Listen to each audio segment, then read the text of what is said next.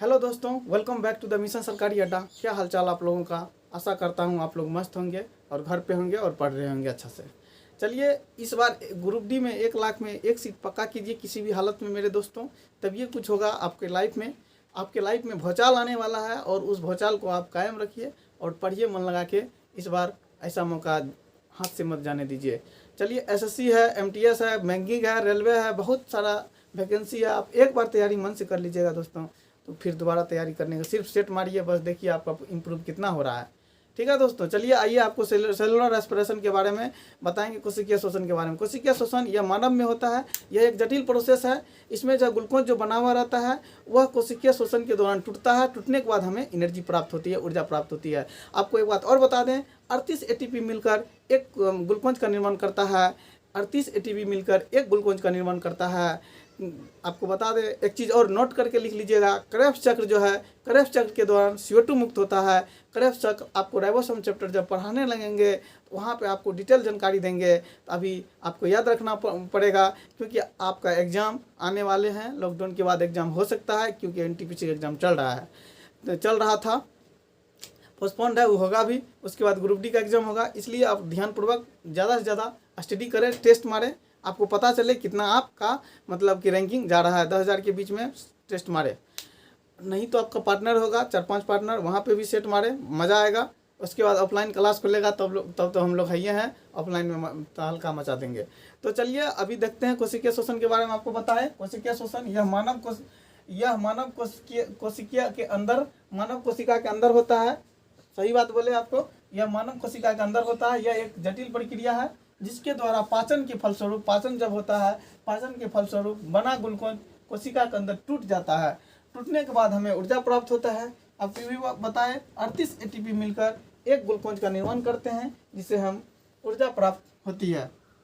आपको एक बात और बताएं, क्रेब्स चक्र के दौरान CO2 निकलता है। क्रेब्स चक्र आपको पढ़ाएंगे, जब डाइजेस्टिव सिस्टम से पढ़ाने लगेंगे तब उसके वहाँ पे आपको क्रेब्स चक्र कैसे चलता है उसके बारे में आपको बताएंगे, और राइबोसोम से पढ़ाने लगेंगे तो। चलिए अब आते हैं शोषणीय पदार्थ। वो जो ग्लूकोज बनता है, ग्लूकोज क्या चीज़ का बनता है, उसके बारे में कौन कौन पदार्थ उसमें लगता है कोशिकीय शोषण में, ग्लूकोज बनने में, तो आपको बता रहे हैं।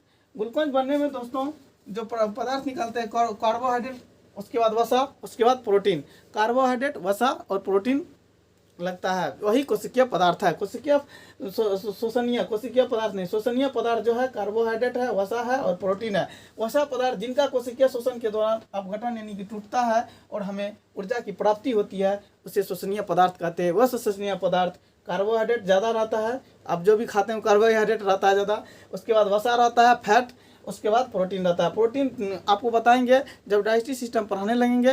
प्रोटीन 3 जगह टूटता है दोस्तों, एक जगह नहीं, 3 जगह टूटता है प्रोटीन, और जल्दी प्रोटीन पचता नहीं है। इसके बारे में जानकारी आपको डिटेल में देंगे। अभी इतना तक रखिए, नोट कीजिए दोस्तों। एक बार और शोषणीय पदार्थ देख लीजिए, वैसा पदार्थ जिनका कोशिकीय शोषण के दौरान अपघटन यानी कि टूटना होता है। टूटने के बाद हमें जो ऊर्जा प्राप्त होती है उसे हम कोशिकीय मतलब कि शोषणीय पदार्थ कहते हैं। शोषणीय पदार्थ में क्या क्या सबसे ज़्यादा कार्बोहाइड्रेट, उसके बाद वसा, उसके बाद प्रोटीन। आपको क्वेश्चन में पूछ देगा कि शोषणीय पदार्थ इसमें से सबसे अधिक किसमें है। आपको ऑप्शन में दे देगा कार्बोहाइड्रेट, वसा, प्रोटीन, नॉन ऑफ दीज। तो आप क्या मारिएगा, कार्बोहाइड्रेट मारिएगा। आपको ये ऑर्डर याद रखना पड़ेगा, कार्बोहाइड्रेट के बाद वसा, वसा के बाद प्रोटीन। ठीक है दोस्तों, नोट कीजिए, फिर आपको बताते हैं आगे। एक बार और देख लिया जाए। ठीक है दोस्तों, देख लिया जाए। कोशिकीय शोषण, सेलुलर एस्पिरेशन जो होता है, यह मानव कोशिका के अंदर होता है। यह एक जटिल प्रक्रिया है जिसके द्वारा पाचन के फलस्वरूप बना ग्लूकोज कोशिका के अंदर टूट जाता है। टूटने के बाद हमें जो ऊर्जा प्राप्ति होती है उसे हम कोशिकीय शोषण कहते हैं।